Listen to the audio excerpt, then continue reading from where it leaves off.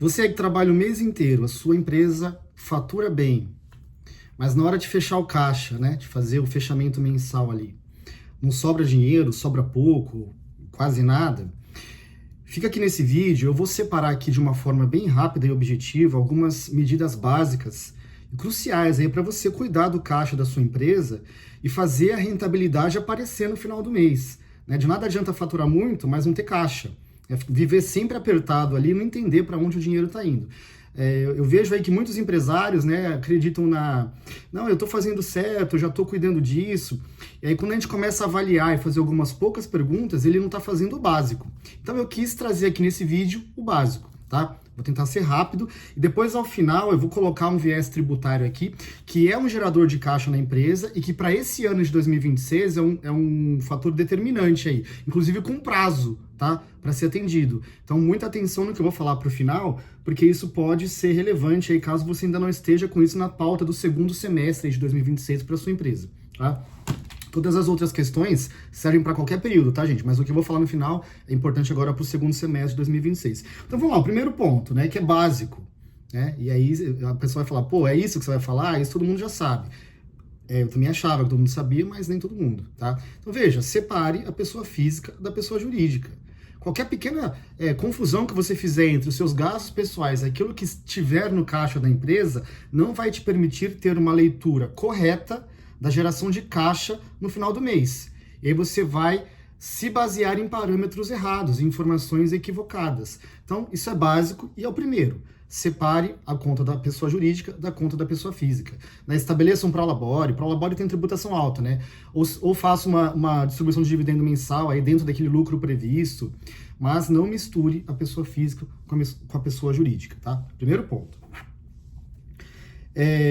Segundo ponto, cuidar do fluxo de caixa, tá? Faturar muito, gente, não é o mesmo que ter dinheiro em caixa. Muita empresa fatura alto e quebra aí pelo descasamento entre o prazo de recebimento e o prazo de pagamento. Então, assim, é muito importante você formular aí, ou através do seu sistema interno da empresa, ou numa planilha, né, a depender do tamanho da sua empresa, as entradas e as saídas previstas, para você conseguir olhar, pelo menos aí num período de 60 dias, como é o seu fluxo de caixa real, não aquilo que você acha, aquilo que é real. Às vezes colocar numa planilha já muda a nossa visão. E aí, né, pegando aqui o gancho desse segundo ponto que eu estou trazendo, também fazer uma revisão dos contratos com os fornecedores.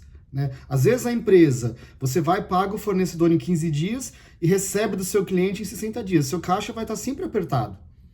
Então, vale mais a pena você negociar preço, conceder algum desconto para receber à vista e tentar distanciar mais aí com relação ao seu fornecedor o prazo de pagamento, porque aí o dinheiro entra primeiro do que sai. Ou no mínimo ele fica perto ali. Né? Você ter aí um prazo muito discrepante vai sempre apertar o seu caixa. E veja, essa questão da revisão dos contratos com fornecedores para fins de fluxo de caixa é um ponto crucial em 2026, porque estamos aí em período de transição da reforma tributária e no pós-2027, não se sabe exatamente quando, mas no pós-2027, funcionará no Brasil o split payment, que é o tal do pagamento automático do imposto na liquidação financeira. Então hoje, muitas empresas que se financiam do prazo de pagamento do imposto para cumprir com outras obrigações, né? Eu apurei o imposto esse mês, vou pagar só no último dia do mês subsequente. Durante todo esse período, o dinheiro fica no caixa da empresa, ela cumpre com outras obrigações, folha de pagamento, fornecedores, etc. Como um split payment, que é, né, o que é split payment de uma forma simples? É o pagamento automático do imposto no momento do recebimento do seu cliente. Né? É uma automatização de pagamento de imposto com o banco, a Receita Federal e a empresa.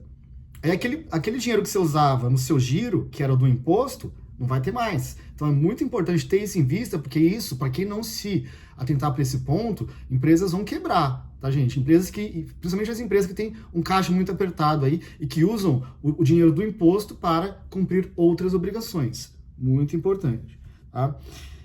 O que eu gosto de falar também? Que é básico, mas no dia a dia ali, na correria, as empresas deixam passar. Revise as despesas recorrentes com frequência. né? Às vezes você acha que você já está ali com o seu custo bem enxuto, tal, mas tem um monte de coisa ali oculta que na soma isso se torna representativo. Assinaturas, sistema, serviços que não são mais usados, ou até mesmo dentro da sua folha, tá?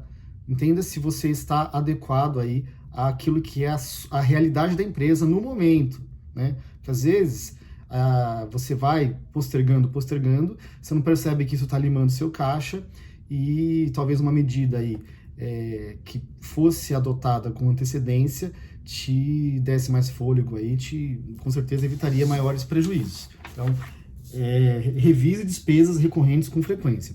E para terminar, agora a parte tributária que eu falei. Veja, duas coisas da parte tributária. Primeiro entenda se o seu regime tributário é o correto.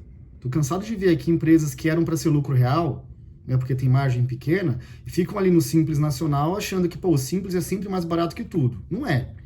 Então, a cada fim de ano, faça uma projeção e um exercício de opção tributária, para você avaliar se você deve ficar no Simples, deve ir para o presumido, se o real é melhor para você, e isso vai ser um gerador de caixa na sua empresa. Tá? Esse é o primeiro ponto tributário relevante. E o segundo, que é muito relevante agora para o final de 2026, é a questão da revisão tributária. Né? O PIS e COFINS vai acabar em dezembro de 26 e em 27 é a CBS. Só que quem não tiver com os créditos apurados e escriturados no EFD Contribuições até 31/12/2026 não vai mais poder usar esses créditos em 27. Você vai perder o dinheiro. Você vai deixar o dinheiro na mesa. Então o que você tem que fazer agora na sua empresa?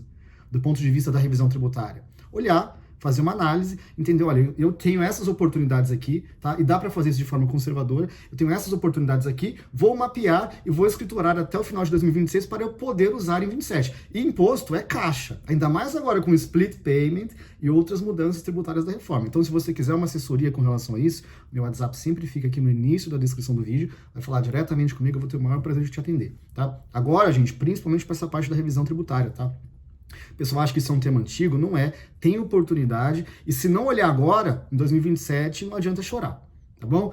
Fico por aqui, um abraço a todos, curtam o vídeo aqui, se inscrevam no meu canal, deixa um comentário aqui se tiver alguma dúvida, tá? E se quiser uma assessoria, é só entrar em contato comigo, beleza? Eu sou Alexandre, advogado aqui em São Paulo, um abraço a todos, se inscrevam no canal e até mais.